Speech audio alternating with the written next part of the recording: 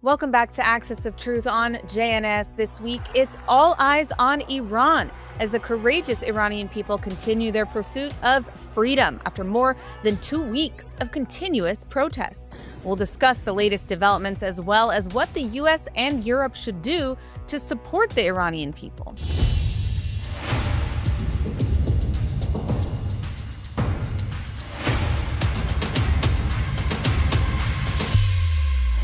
First, we need to have a conversation about the global hypocrisy we see in response to the Islamic Republic's obscene crimes against humanity. Since these protests began just over 2 weeks ago, the regime has committed egregious human rights atrocities and violations of international law. Yet where is the coverage of this? When Israel fights a defensive, legally justified war against Hamas, the media takes Hamas numbers as fact and accuses Israel of crimes against humanity with zero evidence. When the Islamic Republic murders upwards of 12,000 of their own people, they report 500 to 600 casualties and hardly cover the explicit violations of international law for which there is a plethora of evidence. Now, since the protests began, the regime has been using unmarked ambulances in order to transport IRGC forces to suppress the protesters. They've kidnapped protesters and used them as human shields. They've repeatedly used live fire and even grenades against protesters. They've intentionally targeted protesters by shooting them in the eyes and in the chest. They've attacked hospitals. According to sources on the ground, they've also refused to allow injured protesters into hospitals for treatment. All of these are blatant violations of international law.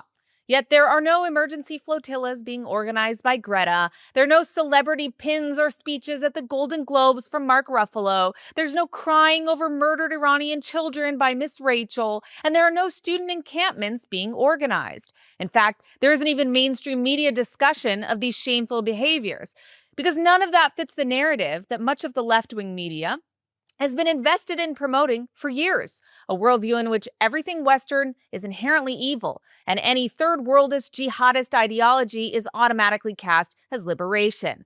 This isn't reality, but it is the lens through which both the woke left and the woke right are being conditioned to view the world. And this didn't happen by accident. It's the result of decades of ideological subversion by regimes like the Islamic Republic of Iran. And there's a reason that outlets like the BBC continue to platform so-called experts who function as apologists for the regime, including figures like Trita Parsi. The truth coming out of Iran shatters the third worldist mythology that they've been selling since 1979, and they don't want their audiences to hear it. They want you to believe that Iranians reclaiming their roots, rejecting occupation and colonization by Islam as Islamophobia. And they've even tried to silence Iranians who have spoken out against this. It's the same reason that we saw endless coverage of Gaza presenting Hamas as the victims, yet utter silence on famine in Sudan, or on massacres of Christians in Nigeria, on kidnapping and slaughter of Druze in Syria, and beyond. Don't fall for this. Pay attention to what's happening in Iran and be the voice of the Iranian people.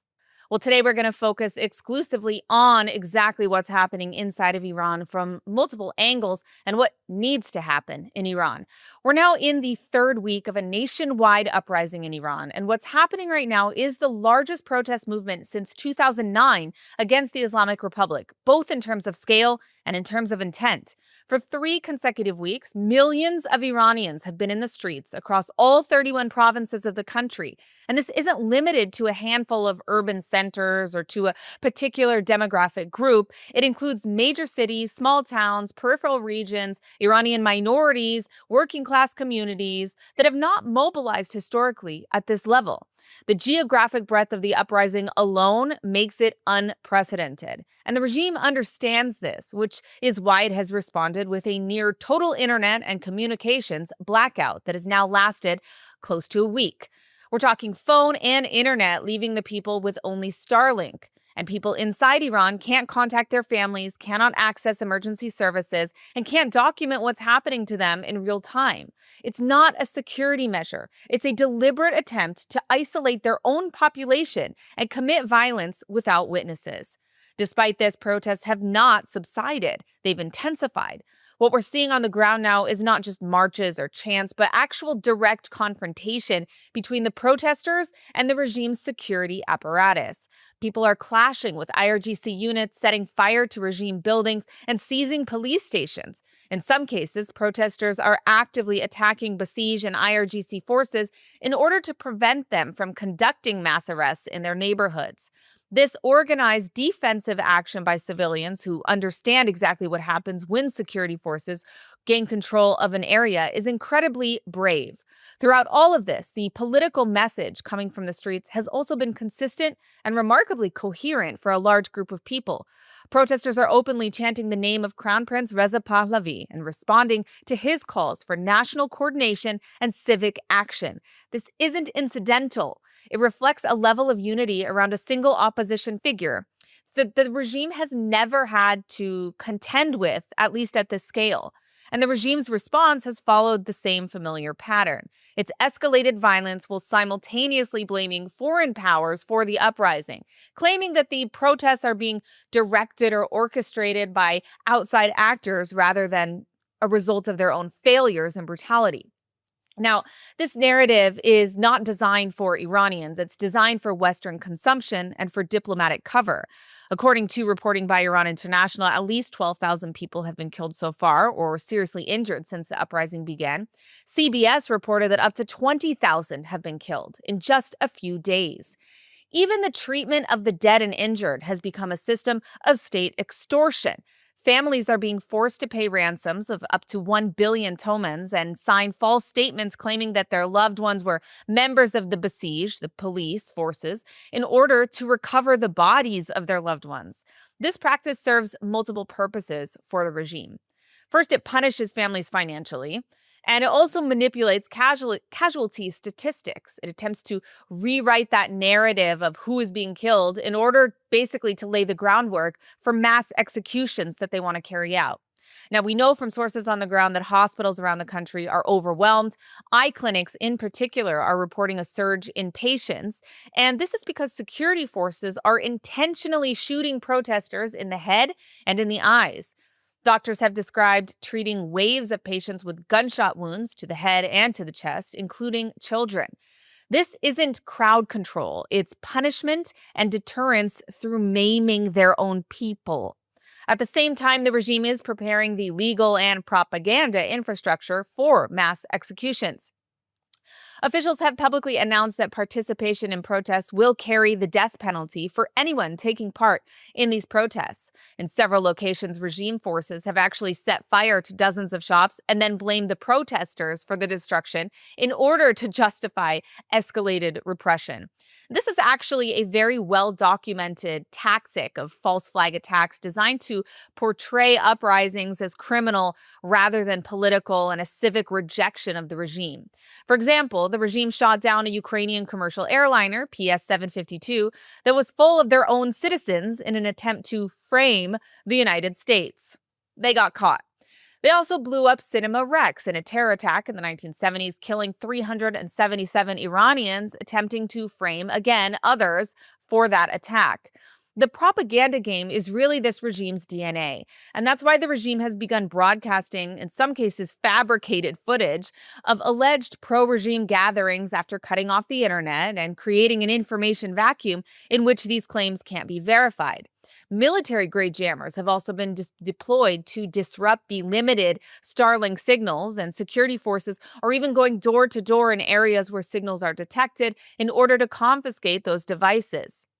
More than 10,000 Iranians have already been arrested, many of them disappearing into detention with no information provided to their families. In the United States, there have been strong statements of support from many members of Congress and senators like Lindsey Graham and John Fetterman. Across the political spectrum, the American government is increasingly supporting regime change. Now, President Trump has also continued to issue public encouragement to the Iranian people and threats to the regime, including a statement on January 13th calling on them to continue protesting and stating that help is on its way.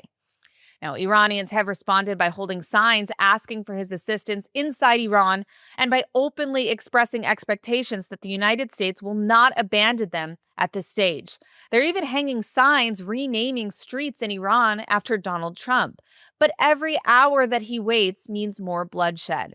And this is why discussions of possible negotiations at this point are so dangerous. This week, Trump stated he was considering negotiations and that the regime itself had reached out to U.S. Special Envoy Steve Witkoff. But what is there to negotiate? 15,000 slaughtered versus 20,000? Negotiations with the Islamic Republic have never functioned as a means of de-escalation. They function as a delay mechanism that allows the regime to regroup, identify opposition networks, and crush internal dissent while the international community looks away. Any move in that direction would directly undercut the protesters and signal to the regime that time is on its side. Arguments against regime change often rely on claims that the outcome is unpredictable, but this claim doesn't hold up this time to scrutiny. For the first time, there is broad-based unity behind a single opposition figure and a clearly articulated transition framework. Crown Prince Reza Pahlavi has been working for years on a multi-point plan for a national transition that includes a referendum and structures designed to prevent state collapse. Iran isn't a failed state held together by foreign occupation. It's an ancient civilization with deep institutional memory that was hijacked by a political Islamist system in 1979. Under the Pahlavi dynasty, Iran became one of the most modern and economically dynamic countries in the world. Whatever criticism one has of monarchy, the historical record makes clear that Iran possesses the capacity to govern itself without descending into chaos. Comparisons to Iraq or Afghanistan are analytically lazy and actually historically inaccurate.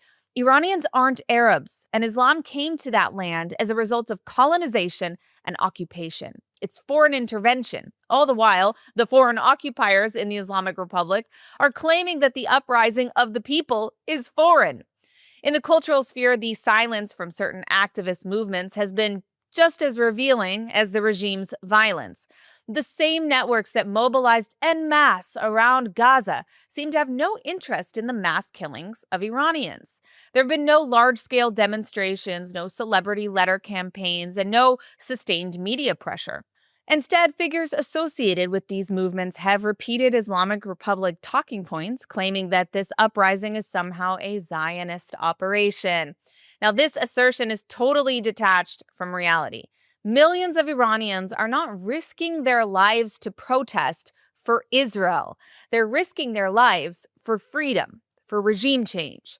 Attempts by Western activists to speak over Iranians and dictate what they supposedly want reflect a level of arrogance that's difficult to overstate. In some cases, this has escalated into open hostility. Iranian protesters have been confronted and attacked at rallies by Palestinian activists simply because Zionists also support the Iranian people. For example, when I was in London this weekend speaking at the protest before 30,000 Iranians, someone shouted "Free Palestine" in response to the Iranian calls for freedom. This has nothing to do with Palestinians, it has nothing to do with solidarity, and everything to do with ideological obsession. The idea that millions of Iranians are going to go out into the streets risking their lives to beg for freedom because of Israel is totally outrageous and something that the regime itself was actually repeating. These people are risking it all, and still, you'll have some of these leftists pontificate about how they know better than what the actual people of Iran are saying. That Reza Pahlavi is not what they want, or they don't want foreign intervention, or they don't support Israel.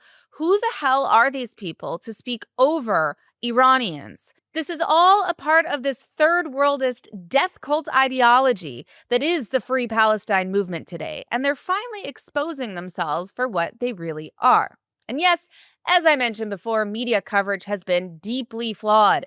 The BBC, for example, initially minimized the protest and framed them as merely economic in nature rather than a clear demand from the people to end the regime. When coverage increased, it consistently avoided acknowledging the open support for Reza Pahlavi. VOA Farsi, funded by U.S. taxpayers, has been similarly accused of omissions and intentionally avoiding any positive mentions of the Crown Prince. Now, for BBC, this continues a long pattern that actually dates back to 1979 when the BBC provided extensive platforming to Khomeini and helped shape a misleading narrative about the fall of the Shah, the fall of the monarchy, portraying the Shah as a dictator for firing the Prime Minister Mossadegh, who in fact was violating the Iranian constitution, not the Shah.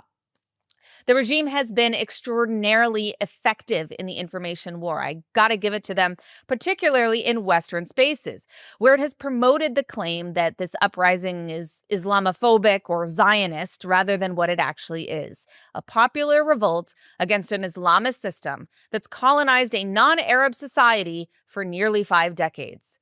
Now, support for the Iranian people from Zionists is actually rooted in history. The connection between Jews and Iran dates back to Cyrus the Great and a shared civilizational experience that stands in direct opposition to political Islam. It's entirely logical that Israelis and Jews support Iranians seeking to defeat the very same ideology that threatens us today. Despite what the Western woke mob claims, many Iranians have called for Israeli and American assistance, including help with internet access, logistical support, cyber operations, and yes, targeted assassinations and direct action against the IRGC. But what about Europe? What can they do? Well, so far, Roberta Metsola of the European Parliament has banned all Islamic Republic diplomats from entering the building. The UK has announced new sanctions against regime officials and has summoned the regime's ambassador over the mass-scale killings. Germany has also summoned the ambassador, and the German foreign minister has called the regime illegitimate. Great steps in the right direction, albeit 47 years late. But there's much more that must be done. Designating the IRGC as a terror organization at both the EU and UK level is something that should have been done years ago. Now, the UK is one of the key locations that the IRGC uses to launder their money, and that is precisely why the UK government has balked at designating them as a terror group. They know they'd actually have to act, and they are moral cowards. Billions of dollars of the Iranian people is tied up in UK companies and real estate owned by regime officials and their family members and allies. The situation is similar in Canada and other countries. This must stop because part of dismantling the IRGC requires bankrupting them, not just bombing their leaders. Europe must proscribe the IRGC, but they must also expel the regime's diplomats. Yes, it's time. Shutter the embassies of the regime and freeze the assets of the regime operators that are working in Europe. Remember, the IRGC is not a conventional military force. It's separate from the army, and it actually exists to protect the system, which in English is the guardianship of the Islamic jurist. Political power in it is vested in exclusively Islamic jurists rather than in the people. This is the entire system upon which the Islamic Republic is structured, and it's what mandates Sharia law. That's why you can take out 20 mullahs, you can take out the Ayatollah, but until the system of political Islam is deconstructed, Iran won't be free. In order to achieve that, we need Europe to be held accountable and to help deconstruct the IRGC by freezing those assets, which have been stolen from the Iranian people in the billions. The Iranian people have made their demands clear. They're asking the world to stop misinterpreting them, stop speaking over them, and stop providing the regime with the time and cover that it needs to survive. The question is no longer what do Iranians want. The question is whether the world is actually prepared to respond this time. Well, to wrap things up, let's finish out the week with our good, bad, and ugly stories of this week. For our good story, we have seen an incredible presence of Iranians, actually all over the world, rising up in solidarity with their fellow citizens inside of Iran. Now, from Toronto to Paris to Berlin to London, protesters are calling for the international community to act in support of Iranians and are also targeting the embassies and removing the flags of the Islamic Republic. I took part in the protests in London over the weekend and spoke before 30,000 Iranians. Let's take a look at the scenes.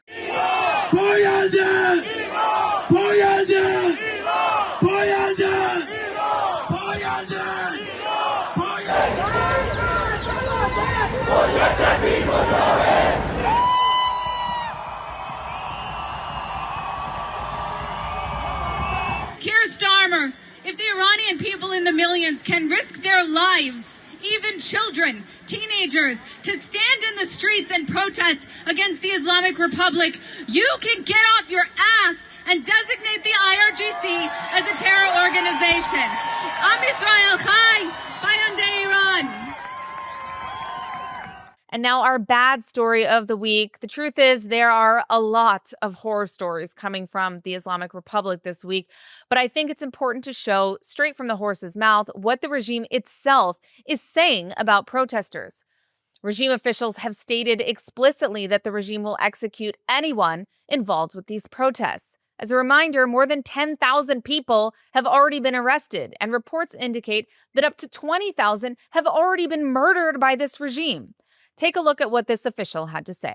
باید عرض کنم کسانی که با تخریب و آتش زدن اموال عمومی و با درگیری و تمرد نسبت به مأمورین حافظ امنیت با سلاح ایستاده‌اند، چه سلاح سرد چه سلاح گرم، اتهام اینا محاربه است و ما طبق قانون و با قاطعیت با اونها رفتار میکنیم و هیچ مماشاتی در کار نیست و قاطعانه انشالله برخورد میکنیم و سریع که درس عبرتی باشه برای مزدورانی که در زمین دشمن حرکت میکنن. And finally, last but not least, our ugly story of the week. I spoke about how the regime is known for fake news and false flag operations, but this week, since they shut down the internet, they've been claiming the protests aren't happening at all is well, showing old footage of pro-regime events and claiming that they have the support of the people. They don't, and these actions are proving more pathetic with every passing day. Let's just hope they aren't in power by the next episode of Axis of Truth. And that does it for this week's episode. We'll be back next week with more updates on the situation in Iran, including interviews and more stories from here in Israel. I'm Emily Schrader. Be sure to follow me on social media, Emily K. Schrader or Emily in Tel Aviv. Thanks for watching, and we'll see you next week on Axis of Truth.